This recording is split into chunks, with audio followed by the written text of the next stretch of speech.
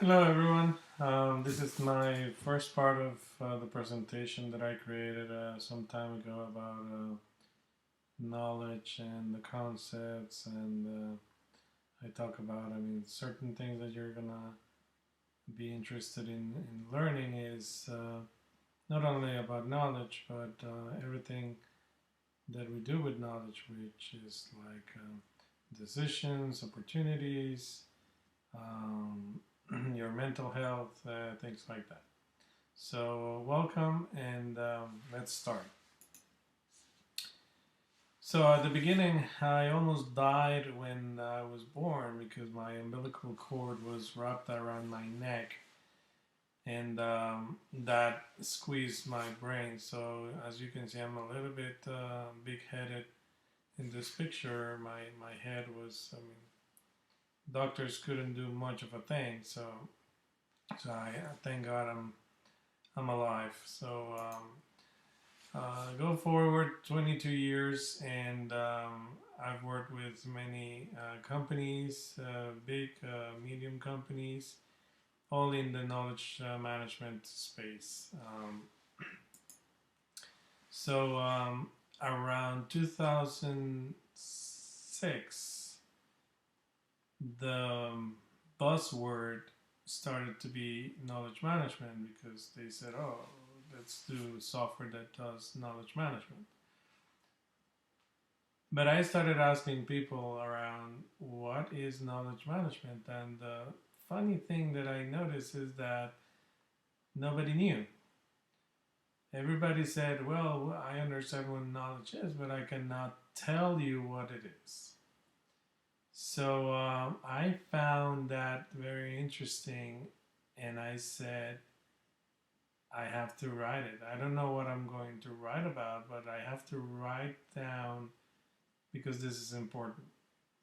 So, and I said, well, if nobody can tell me what knowledge means in terms of IT, because again, I'm a systems engineer and I was working with software and documents and millions of documents and things like that.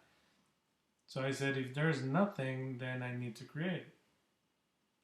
So I wrote this book. So this book is the consequence of that. So it's knowledge from the IT perspective, or basically, as I tell people, who do you trust? Do you trust somebody that read books about riding the bike, or do you trust the person that actually rode the bike and tells you how it rides? So this is me. It's riding the knowledge bike and telling you how I see it while I write it. So information is just growing at a tremendous speed. So we need to actually know how to handle knowledge, information, data, etc. It's just being created at a tremendous speed. So to give you an idea, so we went from mainframe to client server, the internet, mobile, social, and just to give you an idea, we write 168 million emails every minute in the world. That is just mind-boggling. So why do I do this? Why am I talking about this? Because I realize that without clear concepts, you can't actually be successful on the things that you're trying to do. Building a boat or a ship, if you don't know the concept about floating, your boat's gonna sink. If you don't know the concepts about flying, your airplane is gonna crash, and so on. Same thing happens with knowledge. If you don't have clear understanding on the types of knowledge and how it is built, and how is it that it works, and what you can transmit and what you can't transmit, and I'm going to tell you that in a couple of minutes. So the question of what is knowledge was very difficult to answer by everybody. So I changed the question to where does it reside? So that question everybody knows for some reason. It's funny. Everybody says, "Oh, knowledge is in your head." So I said, "Sure." Um, um, so we know that the brain is divided into two hemispheres, left and right, and left and right are very different in the way they work. So I'm going to give you more insights about. So left and right, and the it is connected. The two hemispheres are connected by the corpus callosum, which is thicker in women than in men. So that's why we tend to think that women are more intuitive. Um, we have the hippocampus and amygdala that I talked about later. So left brain. So the left brain, it's all about logic and it's linear. So it's one thing after the other.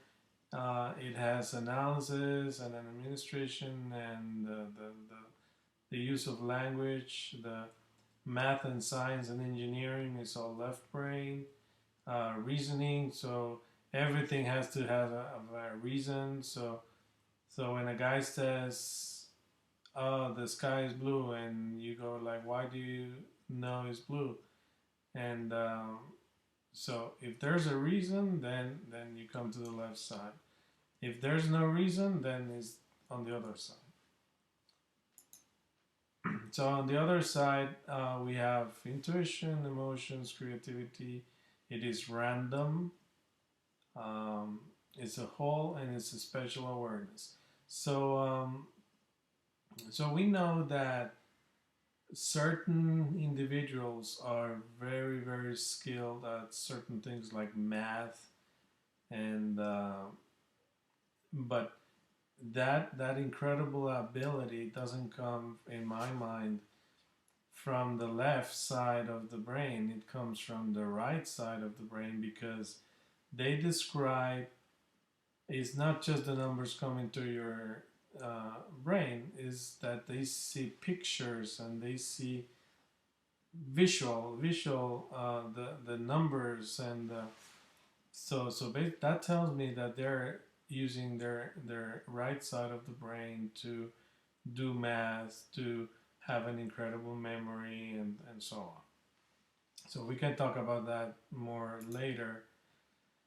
So in any discussion, you can see, and I'm sure you're aware that people can argue and argue and argue like forever and ever and never reach a conclusion. And that is because they don't have a base of reasoning. A base of reasoning is like, okay, let's start from somewhere and we build from there and not just throw ideas to the air. So this base of reasoning, the author of this piece is called Ed Lichtenstein. He's the builder of Coral Castle in Florida. So he built a tremendous monument in coral by himself, and he left some writings. See, he didn't leave like exactly step by step how he did it, but he left some writings that are very important in terms of electromagnetism, and some social writings and so on. Okay, so the base for reasoning is, ready? All of our ideas should produce good and lasting results. And those results should be good in the past and should be good in the future and should be good on at any time present, and they should be good under any circumstance. So any idea that doesn't cover this broad base is not good. To be right, one's thought has to be based on natural facts, for really Mother Nature is the only one that can tell from right and wrong and how things should be. My definition of right is anything in nature that exists without artificial modification, and everything else is wrong. Now you tell me you're wrong, and I can tell you you're wrong yourself because you came into this world through natural circumstances that you had nothing to do with. So, as long as such a thing as yourself exists, I am right and you're wrong. Only those with thoughts and ideas based on natural inclinations are right.